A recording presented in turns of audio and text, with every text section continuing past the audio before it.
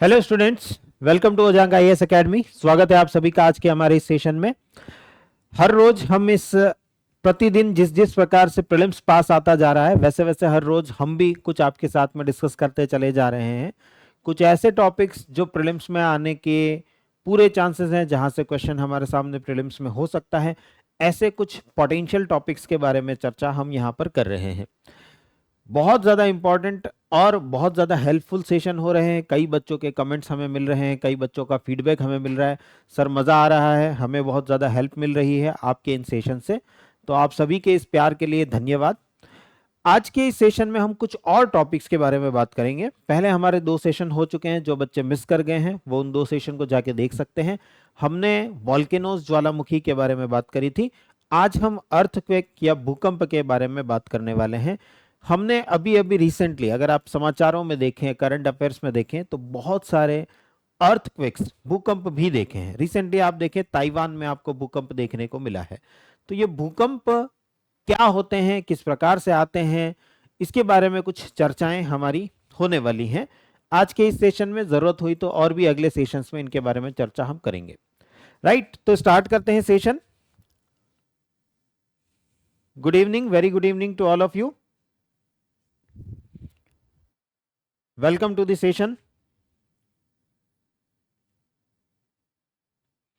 Okay, चलिए start करते हैं। अर्थक्वेक, भूकंप के बारे में बात करेंगे। अर्थ यानी पृथ्वी और क्वेक यानी उसका कांपना। हिंदी में भी भू यानी पृथ्वी, कंप यानी कांपना। उस धरती के अंदर, इस पृथ्वी के अंदर खास तौर से हम जो बात कर रहे हैं वो इस सतह की कर रहे हैं। अर्थ की बहुत सारी लेयर्स हैं, पृथ्वी की बहुत सारी परतें हैं। उनमें से जो सबसे टॉप मोस्ट लेयर है, जिसे जनरली हम नॉर्मल भाषा में सरफेस या सतह कहते हैं, ज्योग्राफी की लैंग्वेज में क्रस्ट या भूपरपटी के नाम से जानते हैं, उस क्रस्ट में किसी प्रकार के वाइब्रेशंस, कंपन का फील होना, हमें क्वैकिंग होना, उसका गड़गड़ाना, हिलना डुलना, उसको हम कहते हैं अर्थक्वेक या हिंदी में कहते हैं भूकंप। भूकंप के नाम से हम इन्हें जानते हैं। जनरली जो भूकंप हैं उनके पीछे के कारणों को, उनके पीछे के रीजंस को हम 3 कैटेगरी में डिवाइड कर सकते हैं। पहली कैटेगरी कहलाती है नेचुरल कॉजेस, प्राकृतिक कारण। प्राकृतिक कारणों की वजह से प्रकृति में कुछ ऐसा चल रहा है जिसकी वजह से हमें भूकंप देखने को मिल सकते हैं। उसमें पहला कारण होता है प्लेट टेक्टोनिक्स, प्लेट विवर्तनिकी, प्लेट टेक्टोनिक्स, प्लेटों का संचलन होना। प्लेट टेक्टोनिक्स के बारे में हम आगे सेशंस में बात करेंगे, अगले कुछ सेशंस में बात होगी इसके बारे में भी।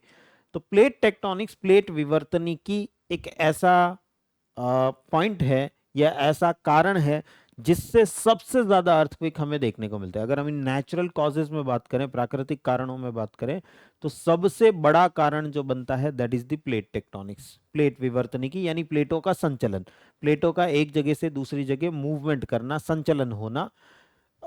उसकी वजह से हमें सबसे ज्यादा भूकंप देखने को मिलते हैं।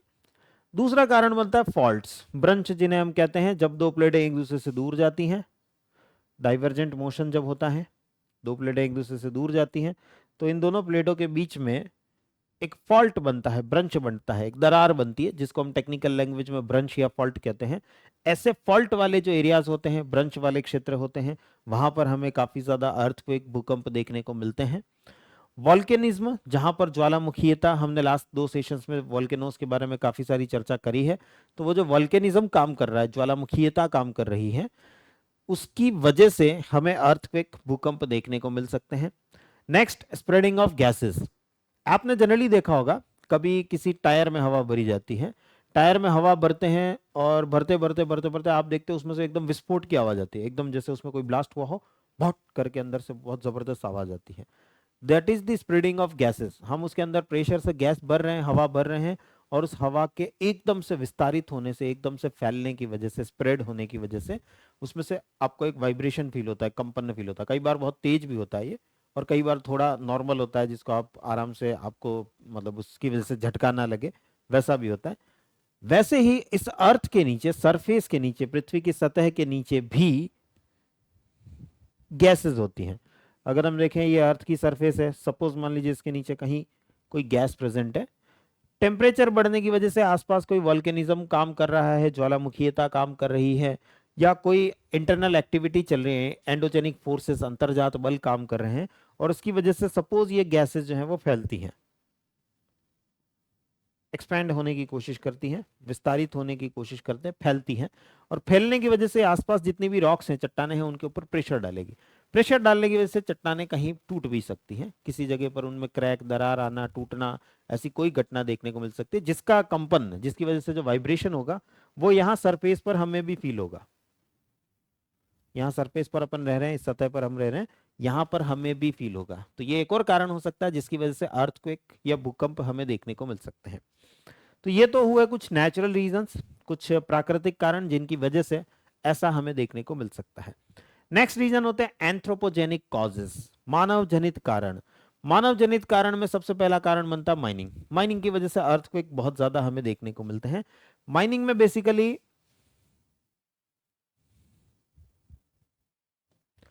ये सपोज हमारी सरफेस है, सतह है, इसके नीचे कुछ पदार्थ प्रेजेंट है। सपोज मान लीजिए कोयला निकाल रहे हैं, लोहा निकाल रहे हैं, कुछ भी निकाल रहे हैं। यहां तक जाने के लिए हम जो है दो तरीके हो सकते हैं। अगर ये कम गहराई पर है तो हम इसे ओपन पिट माइन बनाते हैं। इस तरीके से खोदते जाएंगे, गड्ढा गहरा जाता जाएगा, अल्टीमेटली हम इस कोयले तक अपनी एक्सेस बना लेंगे, या जो भी चीज़ वहां से निकाल रहे हैं उस तक एक्सेस बना लेंगे। ओपन पिट माइन जनरली बहुत कम गहराई तक हम जा पाते हैं।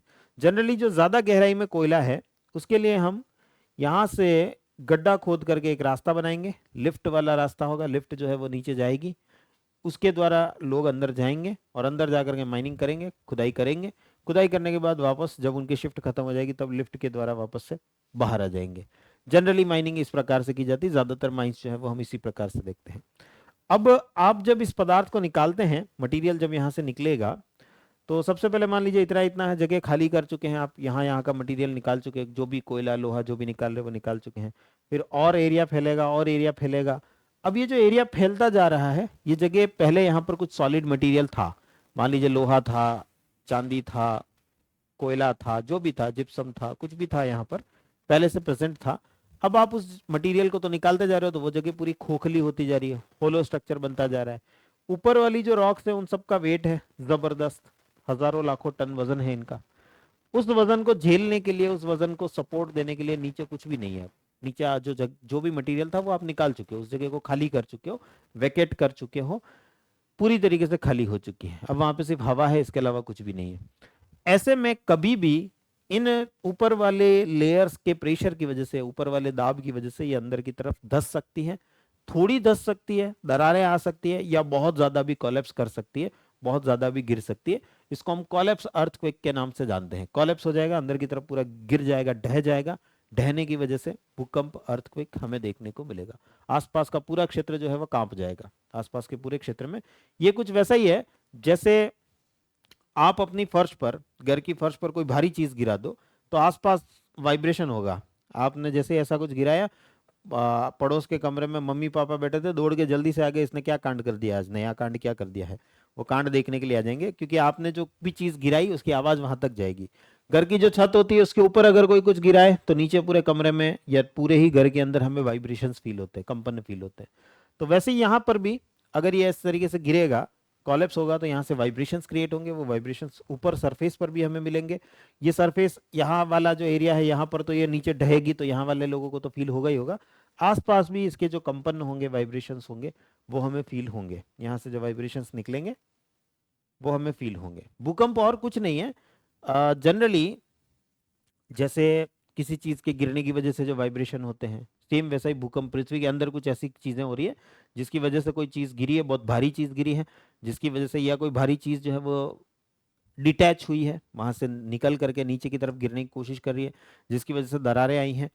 या जनरली आप देखेंगे घर के अंदर कोई बहुत भारी चीज हो, टेबल हो, अलमारी हो, ऐसा कोई पलंग हो, बहुत भारी चीज हो, हम उसको फर्श पर जब रगड़ के ले जाते हैं, धक्का दे करके ले जाते हैं, खींच के ले जाते हैं, तो गड़गड़ाहट पैदा होती है, आसपास का पूरा कंपन होने लगता है, आसपास की पूरी फर्श कांपने लगती है, इवन दैट दीवारें कांपने लगती है। अगर बहुत भारी चीज और बहुत तेजी से आप ले जा रहे हो तो दीवारें कांपने लगेगी, पड़ोसी उठ करके आ जाएंगे, इस घर में क्या हो रहा है। सेम भूकंप यही चीज है, बस यहाँ पर हम जो है, टेबल बहुत छोटा आइटम है और उसको हम ले जा रहे हैं, एंथ्रोपोजेनिक कॉजेज है। नेचुरली, प्राकृतिक कारणों से कुछ बहुत बड़ी बड़ी चट्टानें, बहुत बड़ी बड़ी रॉक्स धरती के अंदर स्लाइड कर रही है, खिसक रही है इधर से उधर, जिनकी वजह से भूकंप हमें देखने को मिलते हैं। तो ये कुछ कारण होते हैं जो प्लेट टेक्टोनिक्स है, वो यही सबसे बड़ा कारण है। अंदर प्लेटें मूव कर रही हैं और उन प्लेटों के मूवमेंट की वजह से गड़गड़ाहट होती है, वही गड़गड़ाहट भूकंप के रूप में, कंपन के रूप में हमें देखने को मिलती है। तो माइनिंग एक कारण हो सकता है। दूसरा कारण हो सकता है एक्सट्रैक्शन ऑफ ग्राउंड वाटर, भूमिगत जल का निष्कर्षण। आप अंदर से पानी निकाल रहे हो, अगेन प्रोसेस वही चलेगा।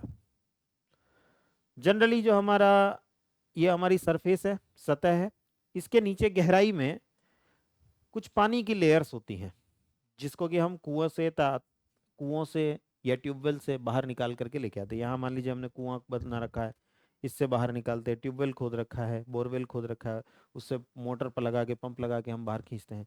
इनको हम बोलते हैं एक्वीफर्स। एक्वीफर्स या हिंदी में कहा जाता है जलभृत। भरा हुआ जल है तो जलभृत के रूप में, एक्वीफर्स के रूप में हम इनको जानते हैं। इन एक्वीफर से हम पानी निकाल रहे हैं। आज की डेट में आप जानते हैं, अगर आप एनसीईआरटी अच्छे से पढ़े हैं, करंट अफेयर्स अच्छे से पढ़े हैं, तो आप जानते हैं हम ग्राउंड वाटर का एक्सट्रैक्शन बहुत ज़्यादा कर रहे हैं। भूमिगत जल का निष्कर्षण, बाहर निकालने का जो काम है, बहुत ज़्यादा कर रहे हैं। अब यहाँ पर अभी तो पानी है जो इन चट्टानों का वजन झेल रहा है। आप इस पानी को निकालते जा रहे हो, लगातार ये पानी निकलता जा रहा है, निकलता जा रहा है, निकलता जा रहा है। निकलता जाएगा तो अंदर से ये जो लेयर है जिसमें अभी पानी भरा हुआ है, वो खाली होती जाएगी। वापस से जो अभी हमने माइनिंग में स्थिति देखी, वही कुछ स्थिति यहाँ पर भी बन जाएगी। यहाँ पर भी ये वाली जो जगह जो अभी पानी से भरी हुई है, ये वैकेट होती जाएगी, खाली होती जाएगी, कुछ इस प्रकार से खाली होती जाएगी। और खाली होती जाएगी तो अब इन चट्टानों का वजन झेलने के लिए यहाँ नीचे कुछ भी प्रेजेंट नहीं है। माइनिंग में ऐसा किया जाता है, बीच बीच में पिलर्स छोड़े जाते हैं। जब भी माइनिंग की जाती है, बीच बीच में कुछ पिलर्स छोड़े जाते हैं ताकि वो स्ट्रक्चर नीचे ढह करके ना आए। लेकिन यहाँ पर तो हमारे पास ऐसा कोई ऑप्शन भी नहीं बचता है, क्योंकि हम नीचे जा नहीं रहे हैं, सिर्फ हम तो नीचे से पानी को खींच रहे हैं। तो नीचे का स्ट्रक्चर पूरा खोखला होता जाता है, होलो होता जाता है। और अब ऊपर की जो चट्टानों का वजन है, रॉक्स का जो वजन है, हजारों लाखों टन वजन है, वो इसके ऊपर रहेगा। और रहेगा तो डेफिनेटली इसके कॉलेप्स होने के, इसके गिरने के चांसेस पूरे पूरे हमें देखने को मिलते हैं। या तो ये गिरेगा, या इसमें कहीं से थोड़ा सा भी अंदर जाने की कोशिश करेगा, दरारें क्रिएट होंगी, क्रैक्स क्रिएट होंगे, उसका वाइब्रेशन होगा, उसका कंपन होगा, और वो कंपन सब तरफ हमें देखने को मिलेगा, आसपास के सारे क्षेत्रों में हमें देखने को मिलेगा। तो ये एक और कारण बन जाता है ग्राउंड वाटर का एक्सट्रैक्शन, बहुत ज्यादा एक्सट्रैक्शन होना, एक्सेसिव उसको एक्सट्रैक्ट करना, अत्यधिक दोहन करना, अत्यधिक निष्कर्षण करना, उसकी वजह से हमें भूकंप देखने को मिल सकते हैं। नेक्स्ट कारण होता है कंस्ट्रक्शन ऑफ डैम्स, बांधों का निर्माण। बांधों का निर्माण, अगर आप देखेंगे, मान लीजिए ये कोई एक रिवर है, ये सरफेस है, सतह है, जिससे कि नदी बह करके जा रही है। हम इस नदी को साइड से देख रहे हैं। अब इस पानी को, बह के जाते हुए पानी को रोकने के लिए हमने यहाँ पर एक डैम बना दिया, एक बांध बना दिया, एक दीवार बना दी है, जो इस पानी को जाने से रोकेगी। जब ये पानी को जाने से रोकेगी तो पानी यहाँ पर भरा रहेगा। पानी इस जगह पर कुछ इस प्रकार से भरा रहेगा, जिसके लिए हम वर्ड यूज करते हैं रिजर्वायर, जलाशय, हिंदी में जिसे कहा जाता है जलाशय। तो रिजर्वायर जो है वो भरे रहेंगे। अब ये रिजर्वायर, इतना ज्यादा पानी अगर भरा रहेगा तो इसका प्रेशर इन रॉक्स पर पड़ेगा, इन चट्टानों पर पड़ेगा। और इन चट्टानों पर इसका वजन अगर एक्सेसिव ज्यादा रहा, ये जो नीचे की रॉक्स हैं, चट्टाने हैं, इन पर एक्सेसिव लोड रहा, तो इनमें क्रैक्स आने लगेंगे, दरारें आने लगेंगी। कुछ वैसे ही जैसे एक टेबल हो, इस टेबल के ऊपर हम बैठ गए, आप बैठ गए, आपके वजन से उस टेबल को कुछ फर्क नहीं पड़ा। आप जैसे आपके दो फ्रेंड और बैठ गए, तब भी इस टेबल को फर्क नहीं पड़ा। चार और बैठ गए, तब वो टेबल थोड़ा चरमराने लगेगा। दो और बैठ गए तो अब उस टेबल के अंदर दरार आने लगेगी। और दो बैठ गए तो अल्टीमेटली टूट ही जाएगा। तो वैसे ही यहां पर भी इसकी, उस टेबल की भी एक कैपेसिटी है कि वो 5 जनों को बिठा सकता है। आप छठा बिठाओगे तो उसमें दरारें आने लगेगी, सातवां बिठाओगे तो टूट जाएगा। सेम वैसे इन रॉक्स की भी वेट को हैंडल करने की या वेट को झेलने की अपनी एक कैपेसिटी है। उससे ज्यादा वेट अगर इस पे रहेगा तो ये चट्टाने क्रैक आने लगेंगे, इनमें दरकने लगेंगी, दरारें पड़ने लगेंगी। और उसकी वजह से आसपास के पूरे क्षेत्र में आपको वाइब्रेशंस, कंपन जो है वो देखने को मिलेंगे। हो सकता है ये डैम भी टूट सकता है, ये डैम नाम की जो दीवार आपने बनाई है ये दीवार भी टूट सकती है, इसमें भी दरार आ सकती है, वो जो वाइब्रेशन होंगे उसकी वजह से इसमें भी दरार आ सकती है। दरार आते ही इस डैम के टूटने के चांसेस बढ़ जाएंगे। तो इस प्रकार से डैम, इसकी वजह से जो ये जो रॉक्स हैं, इन रॉक्स की अपनी इलास्टिक रीबाउंड की कैपेसिटी होती है।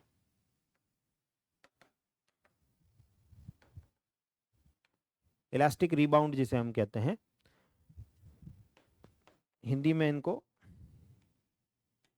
इसको हम प्रत्यास्थता कहते हैं, इलास्टिसिटी को प्रत्यास्थता कहते हैं। तो इस प्रत्यास्थता की वजह से, ये इलास्टिक रीबाउंड की वजह से, ये रॉक्स जो हैं, हर रॉक, आप टेबल को जनरली देखेंगे, टेबल पे अगर आपने ज्यादा जने बिठा दिए, टेबल ऐसा है तो थोड़ा सा ऐसे झुक जाएगा, अंदर की तरफ झुक जाएगा, जैसे ही वो सब हटे वापस सही हो जाएगा। जनरली किसी भी चीज पे सामान रखोगे वो हल्की सी झुक जाएगी, अगर ज्यादा ही सामान रखा आपने वापस से सही हो जाएगी। वो झुकने की प्रोसेस को आप और बढ़ाते जाओगे, वजन रखते जाओगे रखते जाओगे रखते जाओगे, तो अल्टीमेटली क्रैक आ जाएगा, दरार आ जाएगी या टूट जाएगी। चट्टानों के साथ भी ऐसा ही है, रॉक्स के साथ भी ऐसा ही है, उन पे आप नॉर्मल वजन रखोगे, हल्की सी झुकेंगी, वापस अपनी पोजीशन पे आ जाएगी, अपनी स्थिति पे आ जाएंगी। ज्यादा वजन रखोगे, थोड़ी और दबेगी, वापस अपनी स्थिति पे आ जाएंगी। एक लिमिट के बाद आप उससे ज्यादा वजन रखते हो तो फिर वो इतनी ज्यादा बेंड हो जाएंगी कि उनमें क्रैक आ जाएंगे, दरारें आ जाएंगी, फिर वो वापस अपनी स्थिति में नहीं आ पाती है। तो वो इलास्टिक रीबाउंड जो कैपेसिटी है रॉक्स की, वो पहले स्टडी करनी पड़ती है, अध्ययन करना पड़ता है। जब भी कोई डैम बनता है, जब भी कोई बांध बनता है, आपने जनरली सुना होगा, अखबारों में, न्यूज़पेपर में हम पढ़ते हैं, उसका सर्वे किया गया। तो सर्वे में बहुत सारी चीज़ों का पता लगाया जाता है, उसमें रॉक्स को भी स्टडी किया जाता है, चट्टानों का भी अध्ययन किया जाता है। वो चट्टानें कितना वजन झेल पाएंगी, कितना लोड ले पाएंगी, वो हमें वहां पर देखना होता है। जितना लोड उनके ऊपर आ सकता है उतना ही पानी अगर हम भरेंगे तो मामला ठीक रहेगा। अगर उससे ज्यादा हमने पानी उसके ऊपर भरा तो मामला बिगड़ जाएगा। अब स्थिति आउट ऑफ कंट्रोल होगी, नियंत्रण से बाहर होगी, और अब चट्टाने दरकना, चट्टाने टूटना, डैम का फूटना, ऐसी कोई भी स्थिति देखने को हमें मिल सकती है।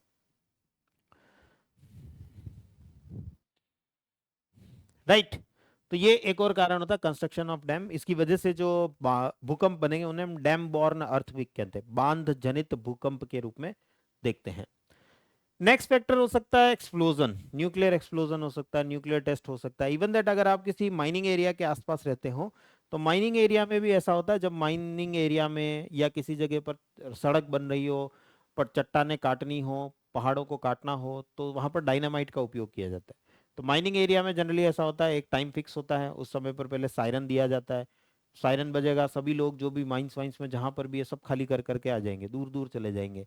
सायरन का मतलब ये है कुछ टाइम फिक्स होगा कि 5 मिनट बाद हम ब्लास्टिंग करने वाले हैं, 10 मिनट बाद ब्लास्टिंग करने वाले हैं, आधे घंटे बाद ब्लास्टिंग करने वाले हैं, जो भी समय निर्धारित है उस समय पर ब्लास्टिंग होने वाली है। तो सब अपनी अपनी जगह पर सेफ्टी के हिसाब से अपनी अपनी जगह पर चले जाओ, तो वो सायरन इसीलिए बजाया जाता है। उसके बाद फिर ब्लास्टिंग होगी, ब्लास्टिंग होने पर पूरा एरिया कांपता है। जब भी आप डायनामाइट से छोटी सी ब्लास्टिंग भी करवाएंगे तो उसकी वजह से आसपास के पूरे क्षेत्र में वाइब्रेशंस, कंपन हमें फील होंगे।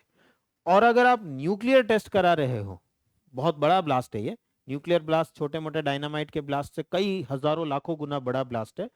तो इतना बड़ा ब्लास्ट अगर हम करवाएंगे, इतना बड़ा विस्फोट अगर हम करवाएंगे, तो बहुत लंबे चौड़े क्षेत्र में हमें उसका वाइब्रेशंस फील होंगे। इसीलिए आप देखते हो भारत में पोखरण जैसी जगह को क्यों लिया जाता है, हम जब भी न्यूक्लियर टेस्ट करते हैं पोखरण को ही क्यों चुनते हैं? क्योंकि आसपास आबादी नहीं है, पहला फैक्टर जो है वो ये है, आसपास आबादी नहीं है, वहां पर हम जो टेस्ट करेंगे उससे आसपास के लोगों को किसी प्रकार का नुकसान नहीं है, ना लोगों के घर हैं, ना ही किसी प्रकार की दुकानें या आर्थिक गतिविधियां हैं, तो वहां पर आसानी से ये काम करवाया जा सकता है। दूसरा, वहां पर रेत है, रेत वाइब्रेशंस को बहुत जल्दी एब्जॉर्ब कर लेती है, बहुत आसानी से अवशोषित कर लेती है। इन वजहों से हम पोखरण को अपने टेस्टिंग प्लेस के रूप में देखते हैं। इसके अलावा एक और कारण जो हो सकता है अदर्स फैक्टर्स में अगर हम बात करें तो वो हो सकते हैं मीटियोराइट्स। कोई मीटियोराइट, ये हमारी अर्थ है, पृथ्वी है, कोई उल्का पिंड आकर के पृथ्वी से टकरा जाए तो उसकी वजह से जबरदस्त वाइब्रेशंस हमें इस अर्थ पर देखने को मिल सकते हैं। ये बहुत रेयर केस है, हजारों लाखों साल, हजारों में भी नहीं, लाखों सालों में ऐसी कोई घटना हमें एक बार देखने को मिलती है। तो ये बहुत ही रेयर स्थिति बन जाती है। लेकिन बाकी की स्थितियों के जो भूकंप हमने देखे हैं, मानव जनित भूकंप भी हमें देखने को मिलते हैं, नेचुरल भी देखने को मिलते हैं। सबसे ज्यादा जो नेचुरल फैक्टर्स है, सबसे बड़ा जो है वो है प्लेट टेक्टोनिक्स, प्लेट विवर्तनिकी। इसी की वजह से सबसे ज्यादा भूकंप हमें देखने को मिलते हैं। लेकिन यही एकमात्र कारण नहीं है, बहुत सारे और भी कारण हमें देखने को मिल सकते हैं, जिनकी वजह से भूकंप दिखते रहते हैं। राइट, बात क्लियर होगी? एक बार कमेंट सेक्शन में बताएं।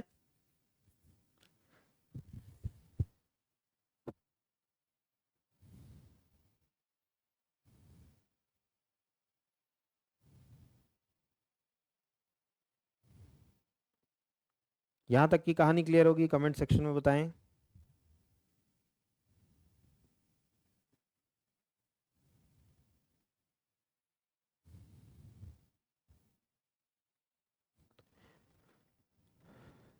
सर नया बैच ज्वाइन करना चाहते हैं, कौन से नए बैच है? नए बैचेस जो हैं,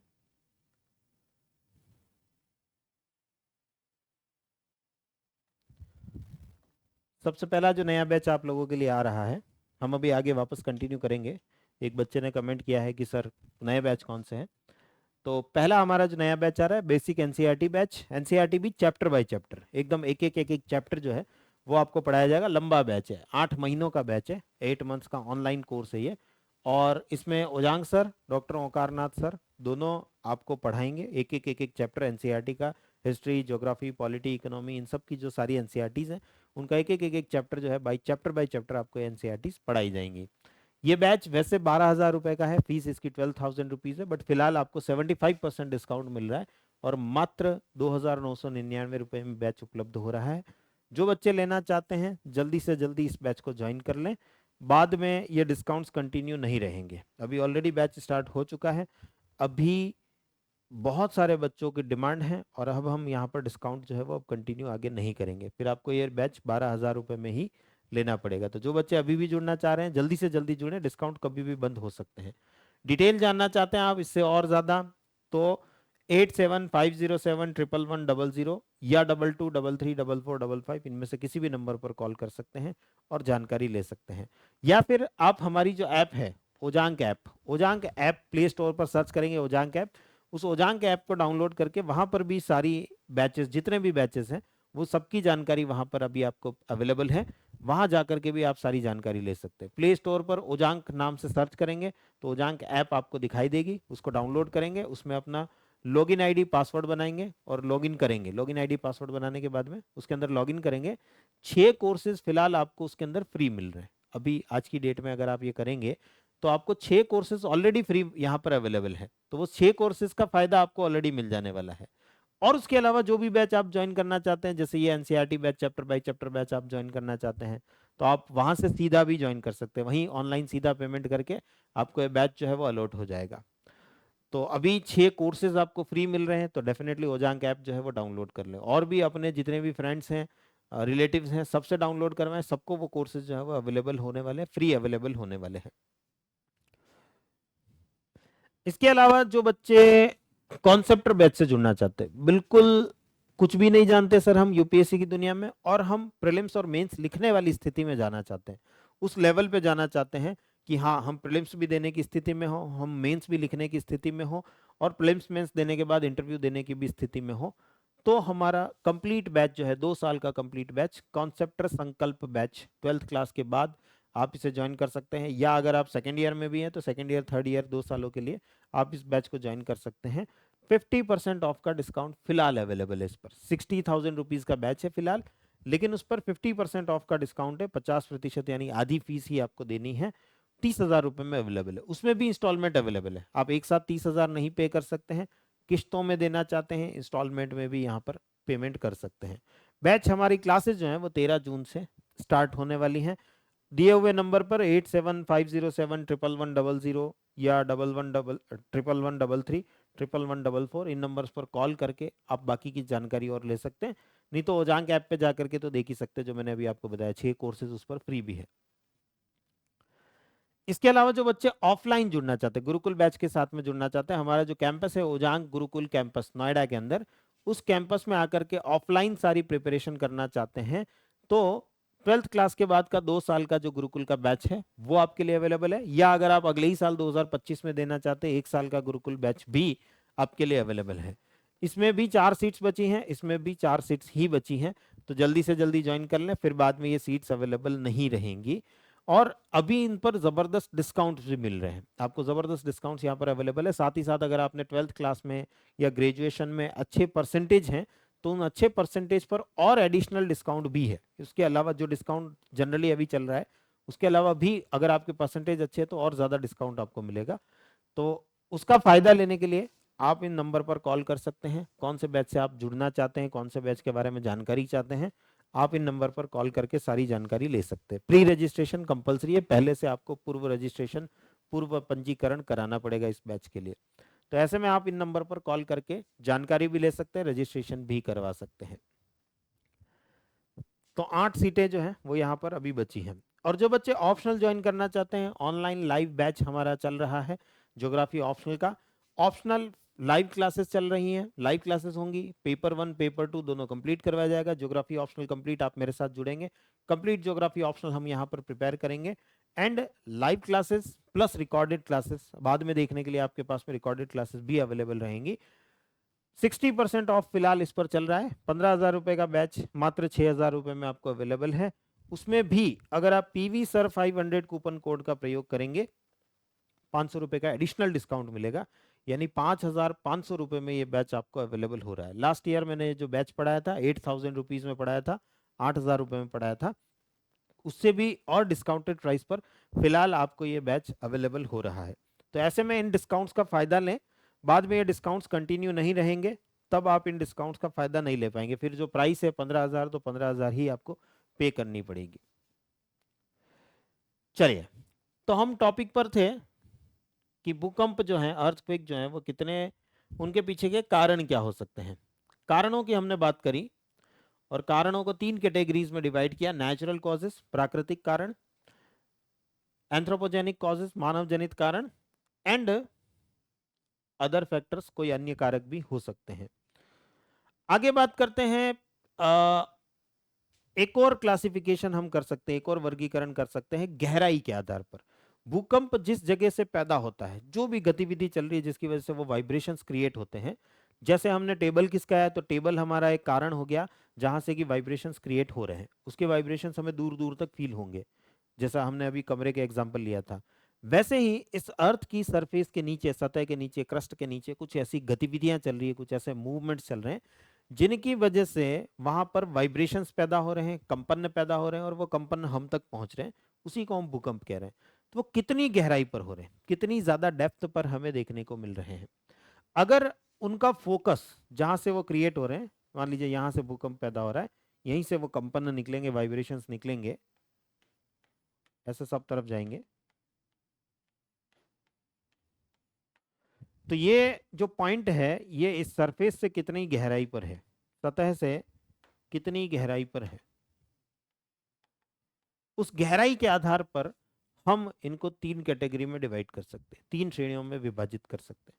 पहला, फोकस अगर 0 से 70 किलोमीटर के बीच हो, यहां से 2 किलोमीटर नीचे हो, 3 किलोमीटर नीचे हो, 10 किलोमीटर नीचे हो, 70 किलोमीटर तक कितने भी किलोमीटर की गहराई पर हो, हम इसे कहेंगे शैलो फोकस्ड या छिछले उद्गम केंद्र वाले भूकंप।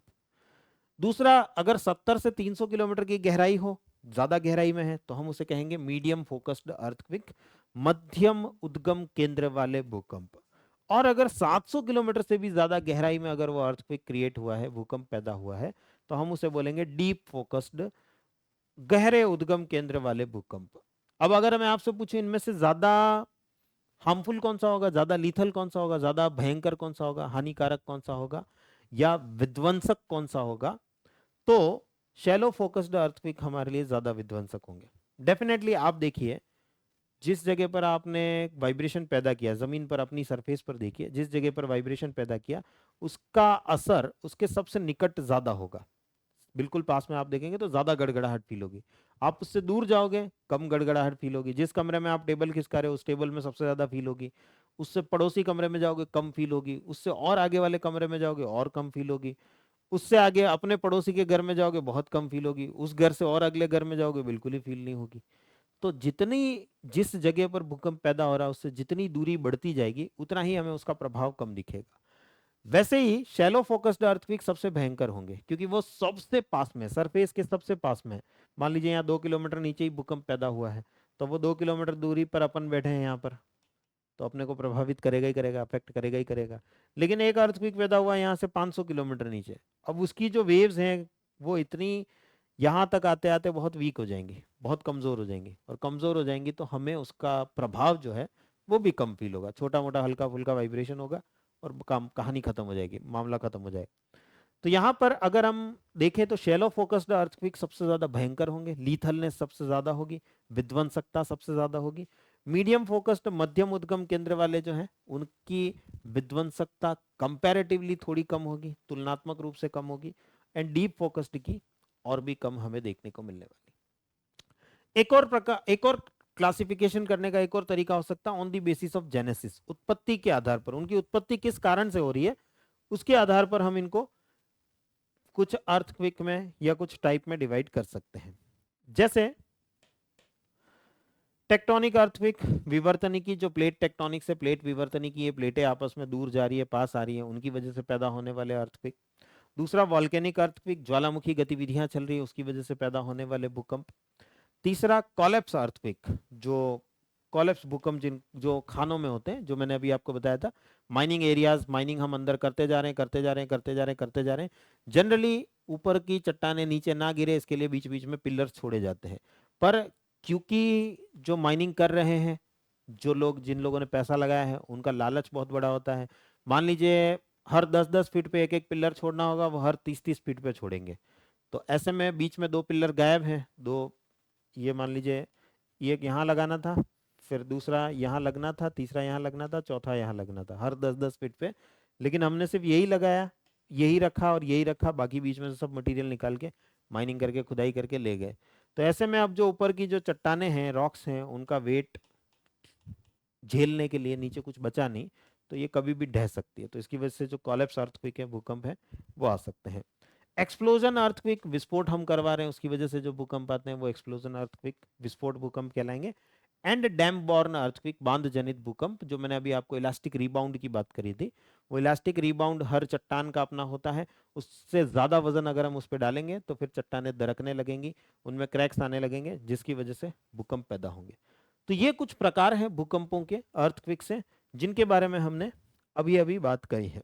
बाकी की चर्चा नेक्स्ट सेशंस के अंदर और करेंगे हम, अगले सेशंस हमारे होते रहेंगे जिनके अंदर हम और ऐसी ही कुछ चर्चाएं जो हैं वो करेंगे, किस किस प्रकार के अर्थक्वेक आते हैं, भूकंप आते हैं, उनका क्या क्या प्रभाव पड़ता है, और कौन कौन से कारण हो सकते हैं, कहाँ कहाँ मिलते हैं अर्थक्वेक, सबके बारे में चर्चाएं हम नेक्स्ट सेशन के अंदर करेंगे।